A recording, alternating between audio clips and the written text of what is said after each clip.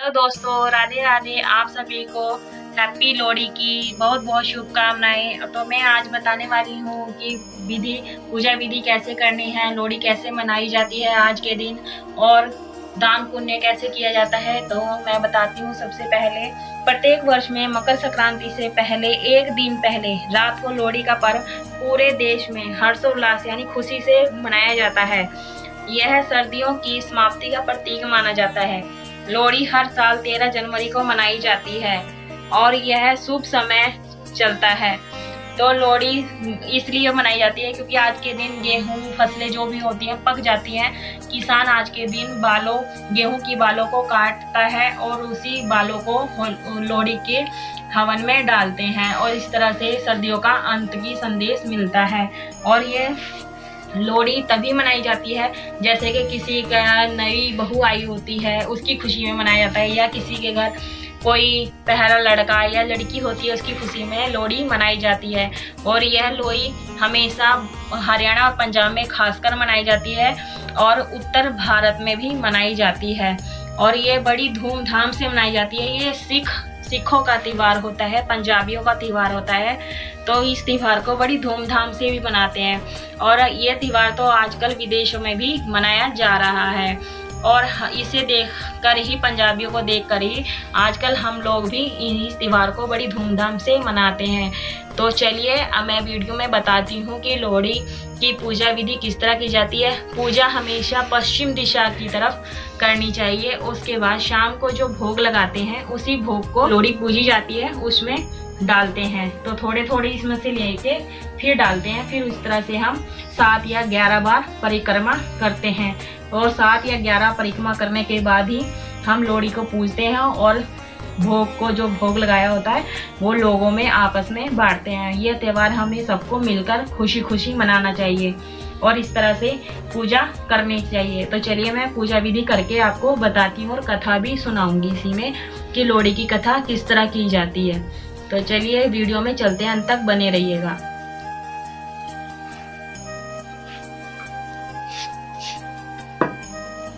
हम लोहड़ी विधि बता रहे हैं, पूजा विधि किस तरह की जाती है। तो सबसे पहले स्वास्तिक बनाने के बाद लकड़ी का पाटा बिछाना है। पाटा बिछाने के बाद आप ये लाल या पीले हल्के रंग के वस्त्र बिछाने हैं, आसन देना है, और इस तरह से गेहूं का अष्टदल बनाना है। आप चावल को भी रंग सकते हो लाल कलर के में। और कलश में हमेशा बताती हूँ कि किस तरह से स्थापना करनी है। मैं दीप कलश की स्थापना कर रही हूँ क्योंकि लोहड़ी साल में एक बार आती है, तो दीप कलश की स्थापना जरूर से कीजिए। और इसमें सबसे पहले हम कृष्ण जी को विराजमान करते हैं। तो ये मैंने फूलों का आसन लिया है, इस तरह से विराजमान करूँगी।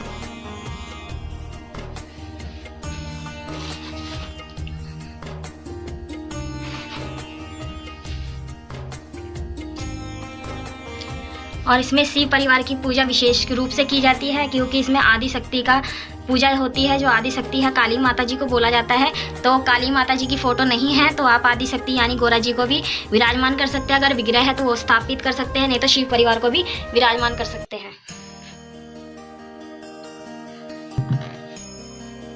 छत लेंगे और इस तरह से सबसे पहले गणेश जी को विराजमान करेंगे।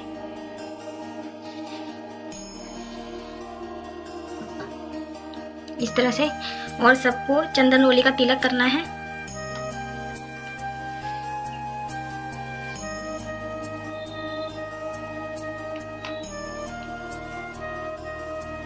तो चंदन का तिलक लगा देंगे और सभी को लगा देंगे जो जितने भी विराजमान हैं। को सिंदूर का तिलक लगा देंगे और कलश को भी तिलक लगाएंगे इस तरह से, और इन सभी को अक्षत अर्पित कर देंगे।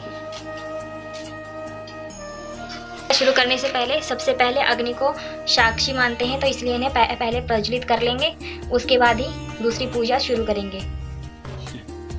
मैं गणेश जी को दुर्वा चढ़ा रही हूँ। दुर्वा के बिना गणेश जी की पूजा सफल नहीं होती। और हाँ, मैंने इन सभी देवी देवताओं का स्नान पहले ही फूलों से करा दिया था। तो इस तरह से लाल फूल अर्पित कर देंगे। आपके पास जो भी फूल हो वो आप जरूर अर्पित कीजिए क्योंकि फूल जरूरी हैं। कोई भी फूल हो, और गुड़हल के फूल विशेषकर होने चाहिए। अगर नहीं है तो आप कोई से भी फूल अर्पित कर सकते हैं। आप इस तरह से आसन दूंगी और यहाँ शिव जी को विराजमान करूंगी इस तरह से, और फिर मैं चंदन का तिलक कर दूंगी इस तरह से। और जो भी इनकी प्रिय वस्तुएं हैं तो हम चंदन का तिलक करने के बाद ही अर्पित करेंगे इस तरह से। तो ये बेल पत्र है, तो ये मैं इनको अर्पित करूंगी इस तरह से। साथ में ये बेल है, जो भी आपके पास हो वो आप अर्पित कीजिए इस तरह से। शिव जी को सफेद फूल ज्यादा पसंद आता है तो इसलिए सफेद फूल अर्पित कर रहे हैं। और यहाँ पे भी अर्पित कर देते हैं। गौरा जी को लाल फूल अर्पित करेंगे और कृष्ण भगवान को भी जो भी आपके पास फूल हो वो आप अर्पित कीजिए। और मैं माला पहना देती हूँ। सबसे पहले कृष्ण भगवान को पहनाती हूँ।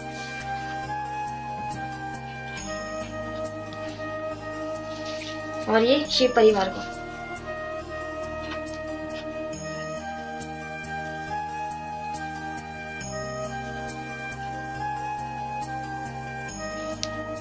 अर्पित करेंगे इस तरह से। और इन्हें भी। अब मैं कलश की भी पूजा कर रही हूँ, तो जो भी फूल हो आपके पास वो अर्पित कीजिए इस तरह से। जो भी फूल हो आपके पास। चलिए धूप दीप जला लेते हैं। आसन दिया है, धूप का तेल है, आप घी का भी जला सकते हैं। ये फूलों का मैंने आसन दिया है। और इस तरह से मैं पहले दीपक जला लूं, उसके बाद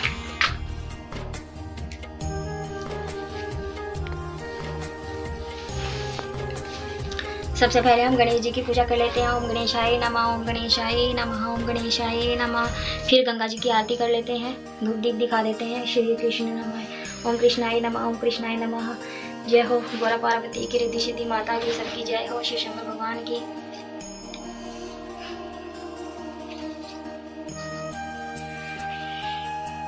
ये माखन मिश्री का भोग है, ये कृष्ण भगवान को लगाएंगे।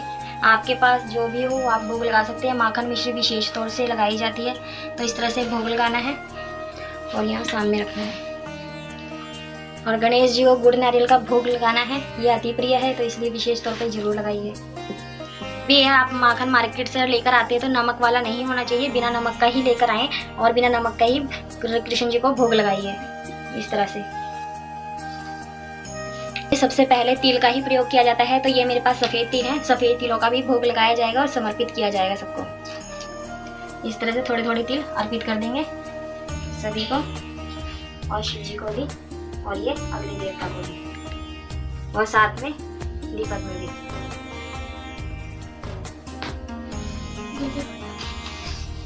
ये वस्त्र अर्पित करना है शिव जी को, और ये वस्त्र रूपी कलावा गणेश जी को अर्पित करना है, और ये कलश को इस तरह से वस्त्र रूपी कलावा अर्पित कर देंगे। और जो भी ऋतु फल हो आपके पास उसका भोग लगाइए इस तरह से। ये सामने रख दीजिए। और ये तिल के लड्डू हैं, ये तिल का भोग लगाना है इस तरह से। और लोहड़ी वाले दिन इन चीज़ों का खासकर भोग लगाया जाता है। ये मूंगफली है, पॉपकॉर्न है, रेवड़ी है और ये गुड़ है, इनका भोग लगाया जाता है और इसी से हवन किया जाता है। तो ये भोग में ज़रूर लगाइए। भोग लगाने के बाद इसी से ही थोड़े लेकर हवन किया जाएगा इस तरह से। और इन सभी को लौंग इलायची का भोग लगा देंगे सबको इस तरह से, सबको दिखा देंगे इस तरह से, और यहाँ रख देंगे साथ में। इस तरह से सभी को दक्षिणा देना है, क्योंकि दक्षिणा देने के बाद सभी व्रत संपूर्ण हो जाते हैं। इस तरह से सबको देना है और ये सामने रख देना है। और ये 1 लोटा जल है, ये इसका भी भोग लगा देंगे।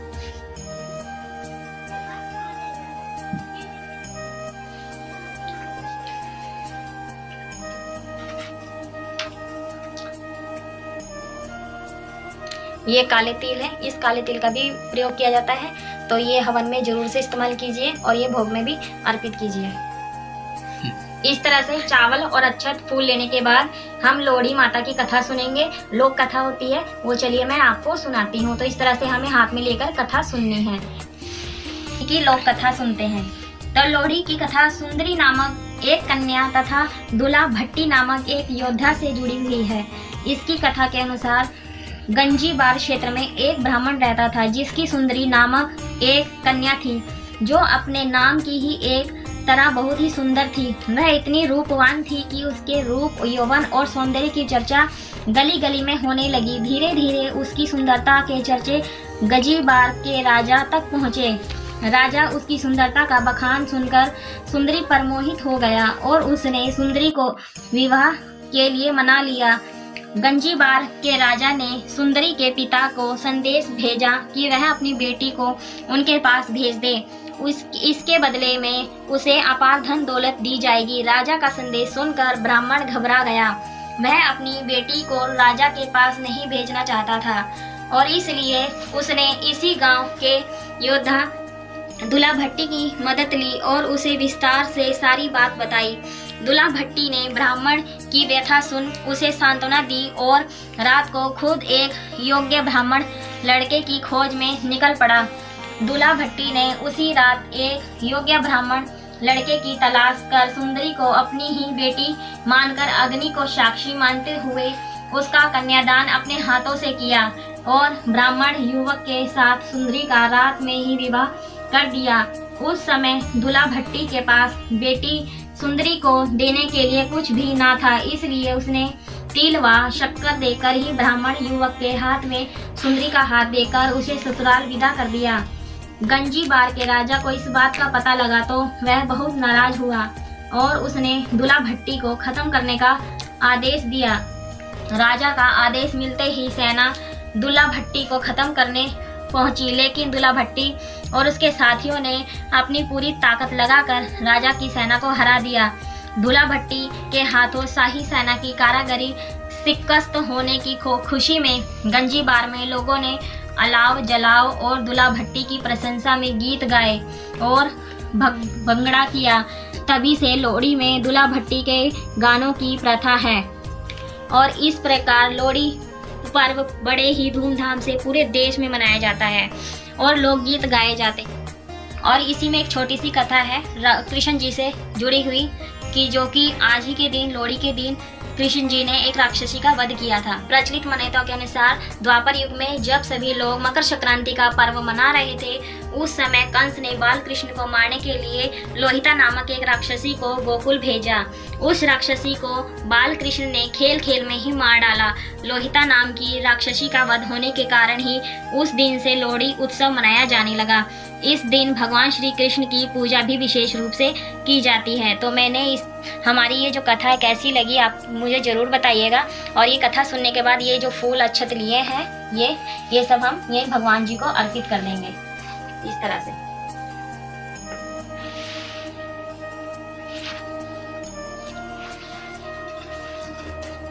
इस तरह से सभी में अर्पण कर देंगे और ये कपूर से फिर आरती करेंगे।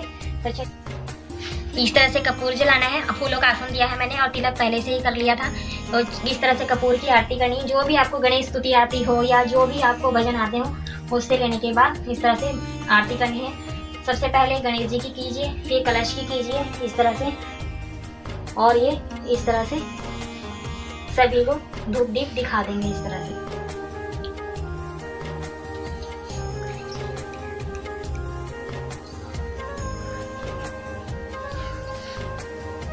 फूल लेने के बाद थोड़े से पानी से जल से सबको आचमन कर देंगे, अग्नि को ठंडा कर देंगे, शीतल कर देंगे इस तरह से